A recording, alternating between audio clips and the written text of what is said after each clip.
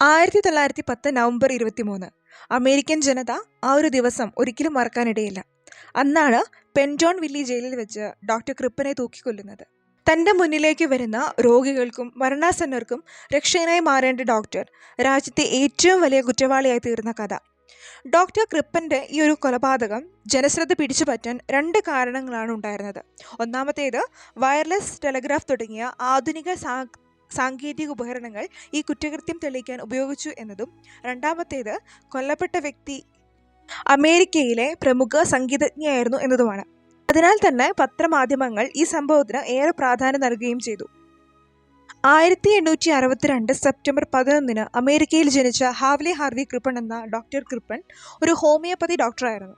ഡോക്ടറായി സേവനം ആരംഭിച്ച ആദ്യ നാളുകളിൽ തന്നെ അയാൾ വിവാഹിതനുമായി. ചാർലോട്ട് ക്രിപ്പൺ എന്നായിരുന്നു ആ യുവതിയുടെ പേര്. എന്നാൽ അധിക നാൾ ആ ദാമ്പത്യം നീണ്ടു നിന്നില്ല.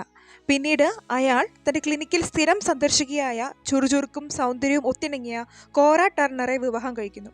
അവൾക്കന്ന് 17 വയസ്സായിരുന്നു പ്രായം. 1893 നടന്ന ആ വിവാഹശേഷം 1900 ഇരുവരും ലണ്ടനിലേക്ക് പറന്നു. അവിടെ വെച്ചാണ് കോറ ടർണർ സംഗീതത്തോടുള്ള അവളുടെ ആഭിമുഖ്യം കൂടുതലായി പ്രദർശിപ്പിക്കാൻ തുടങ്ങിയത്. പതുക്കെ അവൾ സംഗീത സഭയിൽ ഒരു സ്ഥാനം പിടിച്ചെടുത്തു. അവിടെ വെച്ചാണ് അമേരിക്കൻ ഗായകനായ ബ്രൂസ് മില്ലറെ കോറ ടർണർ പരിചയപ്പെടുന്നത്.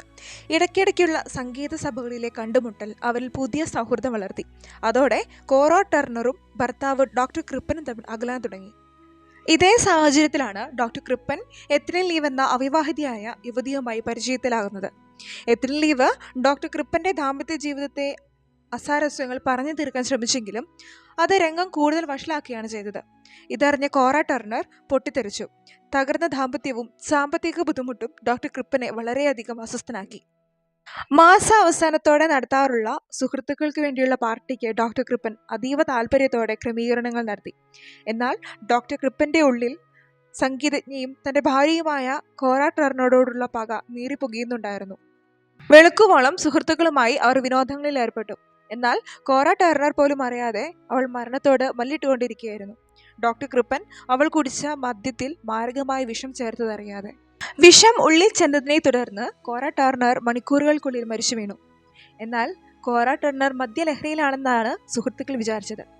ഡോക്ടർ ക്രിപ്പൻ അവളെ തൻ്റെ മുറിയിൽ കൊണ്ടുപോയി കിടത്തി. സുഹൃത്തുക്കളെല്ലാം പോയി കഴിഞ്ഞപ്പോൾ ഡോക്ടർ ക്രിപ്പൻ മുറിയിലേക്ക് വന്ന് തൻ്റെ കട്ടിലിൽ മരിച്ചു കിടക്കുന്ന കോറ ടർണറെ നോക്കി പകയോടെ ചിരിച്ചു. അയാൾ അവളുടെ ശരീരത്തിൽ നിന്നും മാംസങ്ങൾ അടർത്തിയെടുത്ത് കുഴിച്ചിട്ടു. എല്ലുകൾ തീയിൽ കത്തിച്ച് നശിപ്പിച്ചു. പിന്നീട് തൻ്റെ ബന്ധുക്കളുടെ അസുഖ വിവരം അറിഞ്ഞ് അമേരിക്കയിലേക്ക് കോറ ടർണർ പോയെന്ന് സുഹൃത്തുക്കളെ ധരിപ്പിക്കുകയും ചെയ്തു. എന്നാൽ സുഹൃത്തുക്കൾക്ക് ആർക്കും തന്നെ അത് വിശ്വസിക്കാൻ സാധിക്കുമായിരുന്നില്ല. 1910 മാർച്ച് 26 ഈറ മാഗസിനിൽ കോറ ടർണറെ കുറിച്ച് ഒരു വാർത്ത വന്നു. അതിങ്ങനെയായിരുന്നു: ബെല്ലി എൽമോറ എന്ന കലാരംഗത്ത് അറിയപ്പെട്ടിരിക്കുന്ന കോറ ടർണർ ന്യൂമോണിയ ബാധിച്ച് മരിച്ചു എന്നായിരുന്നു ആ വാർത്ത. എന്നാൽ കോറ ടർണറുടെ സുഹൃത്തുക്കൾക്ക് ഈ 2 വാദങ്ങളും വിശ്വസനീയമായിരുന്നില്ല. അവർ ഇതിനെ പൂർണ്ണമായി തള്ളിക്കളഞ്ഞു. അങ്ങനെ കോറ ടർണറുടെ തിരോധാനം ഒരു കൊലപാതകമായിരിക്കാമെന്ന നിഗമനത്തിൽ എത്തിച്ചേർന്നു.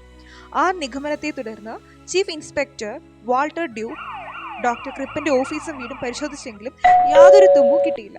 പക്ഷേ പിറ്റേ ദിവസം വിദഗ്ധ പരിശോധനയ്ക്കായി ഡ്യൂക്ക് ഡോക്ടർ ക്രിപ്പന്റെ വീട്ടിലെത്തുമ്പോഴേക്കും ക്രിപ്പനും എത്തിലേയും യൂറോപ്പിലേക്ക് കടന്നിട്ടുണ്ടായിരുന്നു.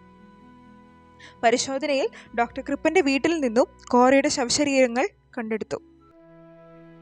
1910 ജൂലൈ 20 ആൻറ്റിവെർപ്പിൽ നിന്നും ക്യൂബയിലേക്ക് തിരിച്ച എസ് മോൺട്രോസ് എന്ന കപ്പലിനെ ചുറ്റിപ്പറ്റിയായി പിന്നീടുള്ള അന്വേഷണം.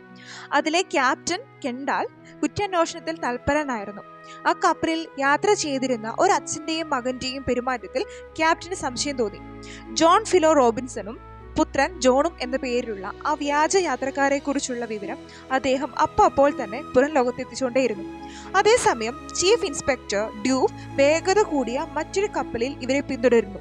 ക്യൂബയിലെത്താൻ ഒരു ദിവസം മാത്രം അവശേഷിക്കവേ ജൂലൈ 31 ഇൻസ്പെക്ടർ SS മോൺട്രാലിലെത്തി ക്രിപ്പനെ അറസ്റ്റ് ചെയ്തു. അച്ഛനും മകനുമായി അഭിനയിച്ച വ്യാജ യാത്രക്കാർ ക്രിപ്പനും എത്തിലിയുമായിരുന്നു. അങ്ങനെ കുറ്റവാളിയായി തെളിയിക്കപ്പെട്ട ഡോക്ടർ ക്രിപ്പനെ 1910 നവംബർ 23 പെൻജോൺ വില്ലി ജയിലിൽ വെച്ച് തൂക്കിക്കൊന്നു. ഈ കേസിൽ എത്തിയിൽ കുറ്റക്കാരിയല്ലെന്ന് തെളിഞ്ഞതിനെ തുടർന്ന് അവരെ വെറുതെ വിടുകയും ചെയ്തു. ഈ ആസൂത്രിത കൊലപാതകം പിൽക്കാലങ്ങളിൽ പല പല കലാരൂപങ്ങൾക്കും കഥാതന്തുവായി മാറുകയുണ്ടായി.